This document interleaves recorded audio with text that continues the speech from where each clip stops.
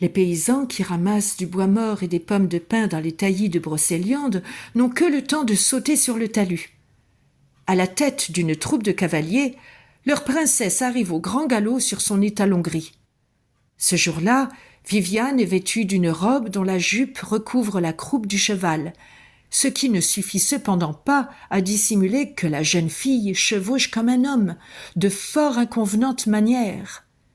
Ses longues jambes bottées serrent fermement les flancs du cheval couverts d'écume, et sa main est assurée sur les rênes.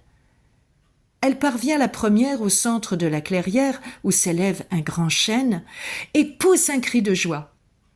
Un homme âgé s'empare de la bride de sa monture.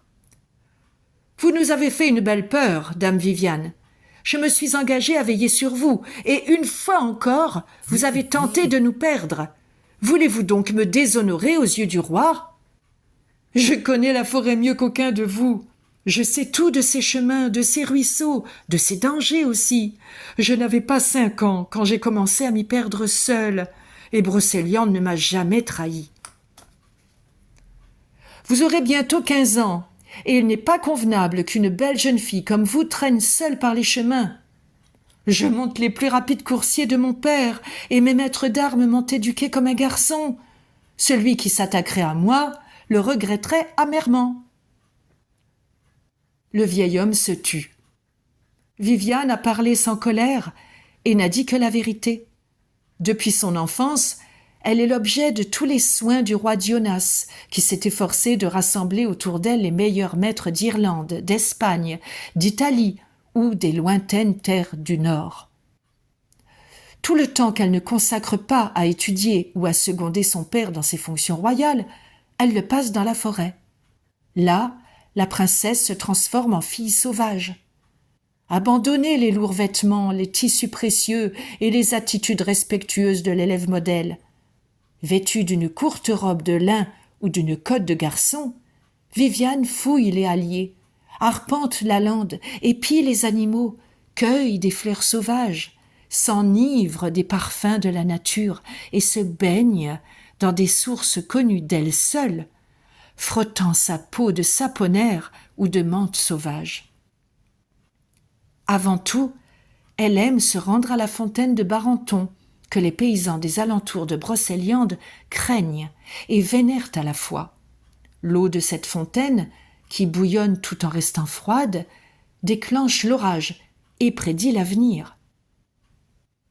Viviane aime guetter le mystère toujours renaissant de ces bulles d'air. Parfois, elle croise la maîtresse des lieux, la belle Laudine de Landuc, réputée pour son éternelle jeunesse et sa profonde sagesse. La princesse lui envie surtout ses dons de magicienne. En effet, si au château Viviane apprend les mystères du monde et les sciences des hommes, elle n'obtient aucune réponse sur la magie et son usage. Le roi s'oppose à ce que l'on aborde avec sa fille cette mystérieuse science, affirmant que le temps viendra pour cet enseignement, qu'un autre maître s'y consacrera, qui initiera Viviane aux arts de la magie et de la nigromancie, des plantes et des pierres.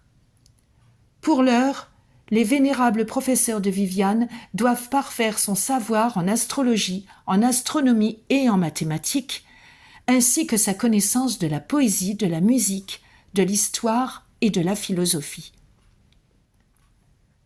Au printemps, Viviane entre dans sa 15e année. C'est une belle jeune fille au teint de nacre, aux cheveux clairs, à la bouche rosée et aux yeux sombres, largement fendus. Un jour qu'elle chevauche en forêt, elle voit la fleur d'aubépine enfin éclose et abandonne ses compagnons pour partir seule vers la fontaine de Barenton. Elle a dénoué ses cheveux pâles comme l'écorce des bouleaux sur une robe de fin lainage couleur miel, piquetée d'étoiles vertes. Une ceinture de cuir souligne sa taille. Elle a rejeté d'un geste agacé le chaperon et les gants que ses suivantes lui avaient conseillé de porter. Seule et libre, dans la forêt en fleurs, Viviane sent la sève nouvelle couler dans les arbres comme le sang dans ses veines. À l'approche de la fontaine, Elle s'arrête et attache sa monture à l'ombre d'un grand chêne. Elle avance lentement, sans faire de bruit. Les oiseaux chantent, les premiers papillons dansent autour d'elle. Viviane s'allonge sur la grande dalle de granit surplombant le bassin de Barenton et fixe longuement le balai des bulles qui viennent paresseusement éclater à la surface de l'eau. Elle se couche sur le dos, la pierre est chaude sous son vêtement. À travers les branches d'un grand pin, le soleil joue sur son visage. Elle respire profondément, prête à s'endormir dans le cœur vivant de Brocéliande. Soudain, une ombre passe devant ses yeux. Elle se redresse vivement. Un jeune homme qu'elle n'a jamais vu est là, qui la regarde, fascinée par sa beauté. Calmement, elle le dévisage. Il est vêtu de riches vêtements de soie, porte un collier d'or et des chaussures en cuir fin de Cordoue. Son sourire est plein de chaleur, ses cheveux sont épais, couleur de châtaigne. Il ne paraît pas plus âgé qu'elle, mais a déjà l'allure et l'aisance des gens de cour. Entre eux, le silence s'éternise.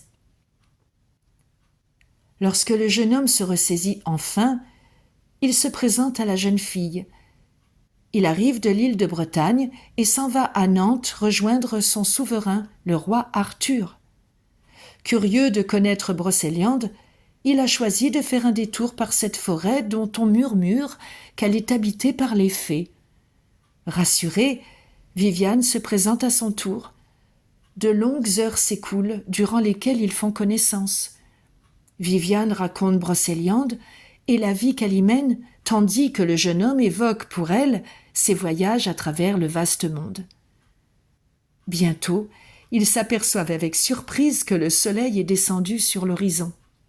Viviane propose à son nouvel ami de la suivre au château de Compère, où le roi Dionas lui offrira un abri. Mais le jeune homme décline l'invitation. Il doit reprendre la route. Il promet cependant à Viviane de revenir prochainement en Brocéliande et de la retrouver près de la fontaine. La jeune fille n'a pas le temps de lui dire adieu. Il est déjà loin. Sa silhouette semble se fondre dans les arbres de la forêt. Rêveuse, elle retourne vers son père, les yeux brillants d'une lumière nouvelle.